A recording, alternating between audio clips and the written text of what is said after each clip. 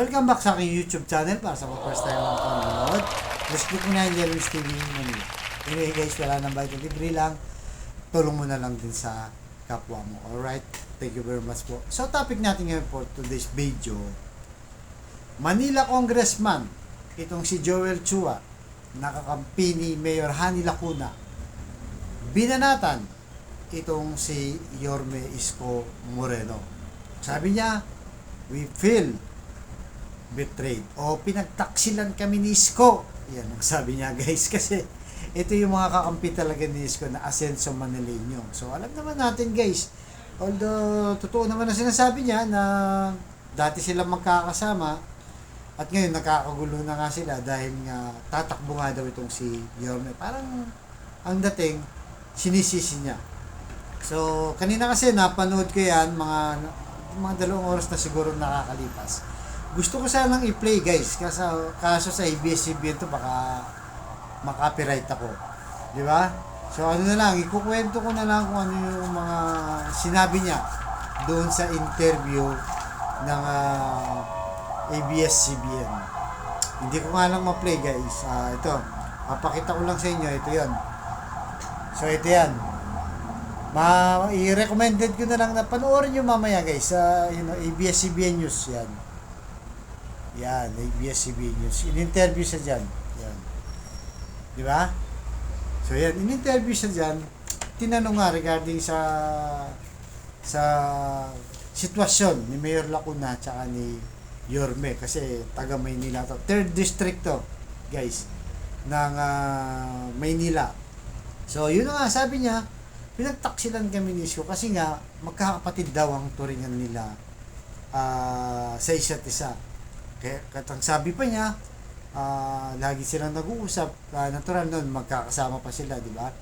Ang sabi niya ang sabi ni Yorme, sabi niya, na hindi daw siya tatakbo, marami niyang beses sinabi yun sa amin. At huwag kayong maniwala, sabi niya sa mga nagsisismis o nagmamarites dyan, na tatakbo ako. Siguro yung tinutuko niya dati, di ba? So yun guys, sabi niya hindi maglalaban, sabi niya hindi ko lalabanan si ate, parang ganun daw ang kwento sa kanya. Pero siyempre guys, alam naman natin, itong si Joel Chua, kakampi ni Hani Lacuna, politician siya, di ba? Alam mo naman sa politika, depende sa sitwasyon. Siguro nung time yun, siya nasabi niya na hindi siya tatakbo, dahil nga ang iniwan niya maganda sa Maynila, di ba? At tuwala naman sa kay Mayor Hani Lacuna na may pagpapatuloy niya yung kanyang mga nasimulan. Di ba? Yun siguro, kaya nga nasasabi ni Isko noon na hindi ako tatakbo nung time na yun, guys. Di ba? So, sa iba yung sitwasyon noon, iba yung sitwasyon ngayon. At pagdating sa politika, alam naman natin yan, guys. Marami na ang nagsabi na hindi tatakbo pero tumakbo. Bibigyan ko kayong halimbawa. Itong si Duterte, di ba? Anong sabi niya ng 2016? Hindi ako tatakbo, sabi niya, di ba? Oh, tapos may nag-file pa ng iba. Pero nung final na magpa-file ng certificate of candidacy ng pagka-presidente ng 2016, bigla siyang nag-substitute. Tumakbo siya bilang presidente. Di ba? Sinasabi niya yan, guys. In public, hindi ako interesado sa pagka presidente. Oh, sino pa? Si Sara, di ba? Ganun din sinabi ni Sara. Oh, di ba? Actually si Sara nag-file pa ng ano niya, ng pagka-mayor niya, certificate of candidacy dyan sa Davao, di ba? Pero ganun din. Like father, like daughter, di ba? Anong ginawa niya? O, di ganun din. Nagpalit siya kay Baste, tapos tumakbo siya ng bilang vice president. Hindi lang yan guys, di ba? Even si Rapi Tulfo, napanood ko dati yan, hindi ako interesado sa Senado, okay na ako dito sa Tulfo, sumbong mo kay Tulfo, total, marami naman siyang natutulungan. Nagsabi din siya yan guys. Pero tumakbo siya, di ba, noong 2022. Si Gloria din, kung maalala nyo, Gloria Macapagal-Arroyo, di ba? Dahil napatalsik si Erap, siya yung umupo. So, nung magkakaroon ng election 2024, sabi niya, hindi na ako tatakbo, sabi niya. Nung medyo malapit na, ayun, tumakbo ulit, nakalaban si FPJ. So, ganun na talaga, di ba? Nagtataka ako dito kay Joel Chua, bakit nagtataka pa siya? Siguro sa kanila, dahil magkapartido sila, pero iba na nga sitwasyon ngayon. 'Di ba? Iba na yung sitwasyon ngayon. Kahit ang turing nila na sinasabi niya na magkakapatid daw sila. Ang turingan nila. Wala tayong ano doon. Siyempre, relasyon nila yung personal. At ang sabi pa niya, nang dahil daw kay Isko, nagkakagulo daw sila. 'Di ba? Sa kongreso, 'di ba? Nagkakaaway-away, nagkakainitin na. Yung mga magkakapamilya, sabi niya, nagkakagulo na, magkakapatid, mag-aasawa, nagkakagulo na daw. Parang sinisisi niya talaga si Isko. 'Di ba? Parang sinasabi niya na walang karapatan si Isko kasi magkakagulo pag tumakbo. Yan ang parang dating ni Joel Chua, 'di ba? Kahit magkakaibigan, sabi niya, nag-aaway na. Siyempre guys, yung sitwasyon nun, gano'n, iba, di ba? Pero ngayon na nga, dahil nakita niya, di ba? Siguro wala naman talaga sa intention na tumakbo. Totoo naman siguro yung sinasabi niya sa kanila nung time na yun. Yun na nga lang, nung umikot sa bigla, di ba? Nakita rin natin yan, nabigla nga rin ang lahat guys, di ba? Kahit saan siya magpunta, papasyal siya kung saan-saan dito sa parte ng Maynila, pinagkakaguluhan siya. At isang matinding pumukaw ng damdamin ng lahat, di ba? Nung sumisigaw yung tao, hindi naman siya nangangampanya, pumasyal lang kasi gawain naman talaga niya yan. At mga kakilala naman yung taga-Tondo, di ba? Anong sigaw ng taga Maynila? Bumalik ka na. Bumalik ka na. Oh. So, medyo na siguro siya, napaisip niya, bakit ganun? Baka ganun nasa isip niya. Bakit gusto kong bumalik sa Maynila? Iniwan ko naman itong si Hani na kaalyado niya, di ba?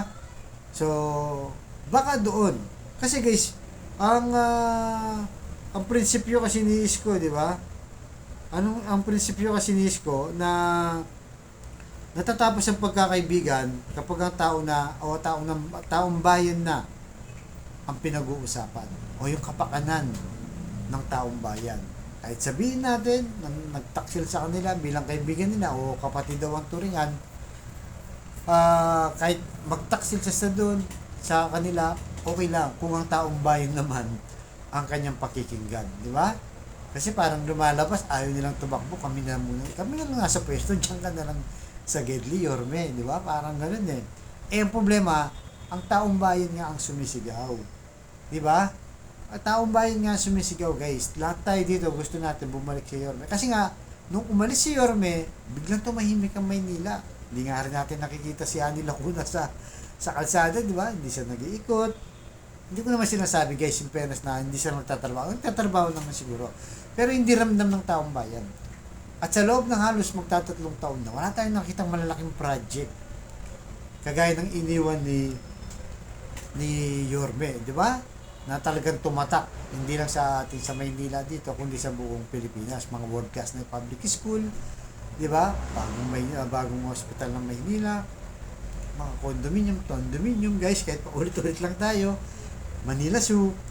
So, pabayaan na lang na mag-decide ng tao, di ba?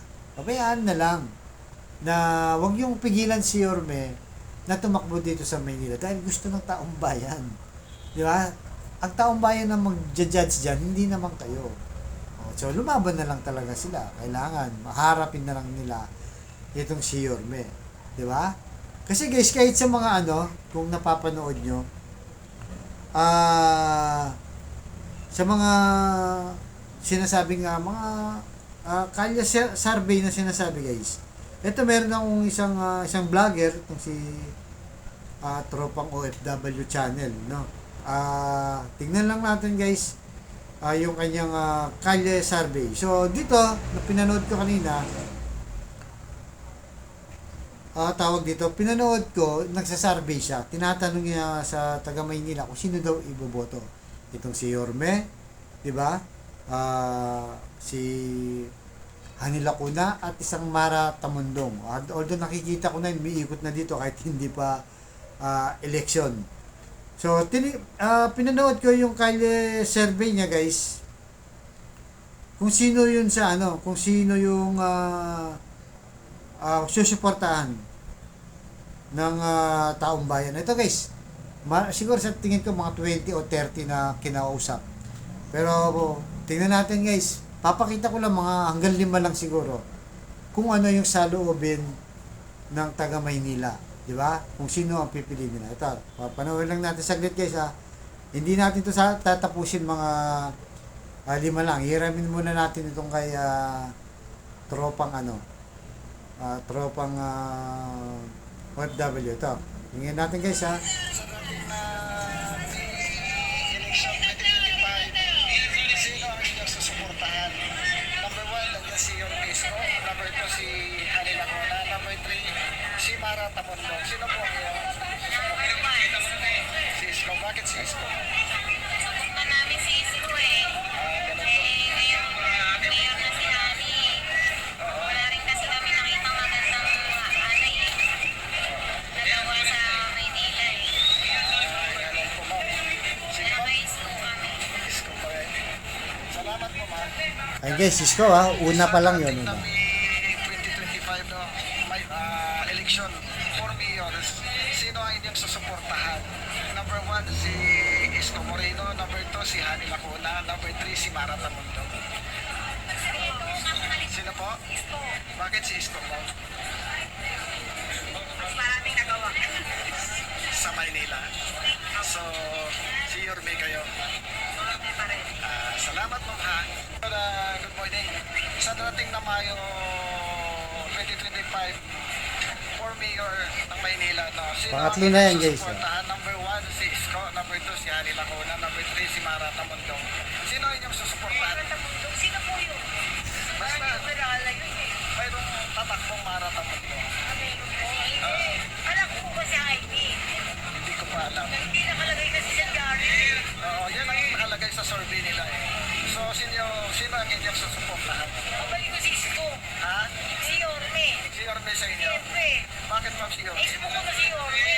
Ganun po. Ang ilang ano ba si Yorme, nag-umpisa siya sa di ba? Opo. Sa ASK, naging marami na.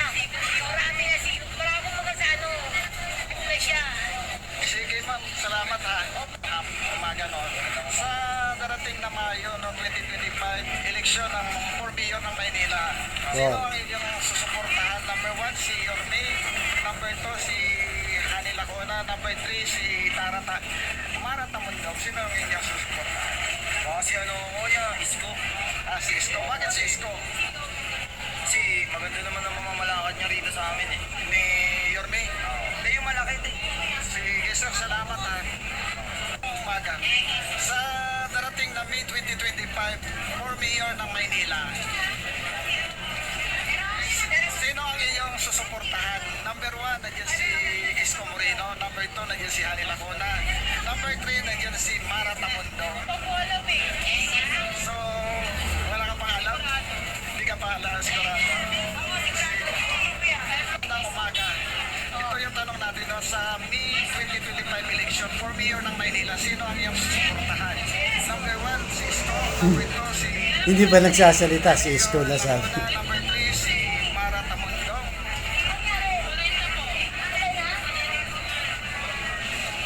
Ayan, sino ma'am? Isko meron niyo. Sige ma'am, salamat ha. Sir, magandang umaga. So ayun guys, di ba? Marami pa yan guys, mga 20 yata o mga 30 yan. So sa 5, di ba? 5/5 siya. Isko lahat guys. Ang sinasabi na mga ordinaryong tao lang yun guys ya. Kasi makita mo naman, di ba? Pag tinatanong niya, parang nakikinig at yung huli, di ba? Hindi pa sa nagbabanggit ng pangalan, sabi niya Isko na kagad. So dito mo makikita, di ba? Kaya kung ikaw si Isko, matatanggihan mo ba yan? Ano mga sinasabi ng tao, di ba? Hindi, si Isko, subok na yun eh. Di ba? Sabi niya yung iba, at may nagawa na yan. Yun ang mga lagi sagot ng ang mga taong tinatanong niya. Meron pa din sinasabi, kasi hindi niya pinabayaan yung senior, yung PWD.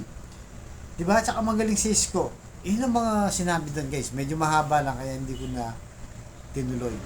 Kaya kung sinasabi ng mga kakampi ni Hani Lacuna na pinagtaksilan sila, okay lang yan. Huwag lang yung taong bayan ang pagtaksilan ni Isko. At hindi niya pwedeng tanggihan dahil alam natin dito sa Maynila, kailangan talaga si Yorme. So, lumaban na lang ng patas, di ba? Sa election, pabayaan natin ang taong bayan o taga Maynila dito sa atin ang magpasya, di ba? Kung sino talaga ang gusto nilang iboboto. Pero tayo guys, ngayon pa lang, doble isko na tayo. Suportahan natin hanggang sa 2025 election. So kaya guys, anong masasabi nyo? Okay lang ba natalikdan niya yung mga kaibigan niya? Di ba? Tapos na yung pagkakaibigan, di ba? Para sa kapakanan ng taong bayan. Alright guys, ganito lang po. Abangan nyo sa susunod kong vlog. Thank you very much.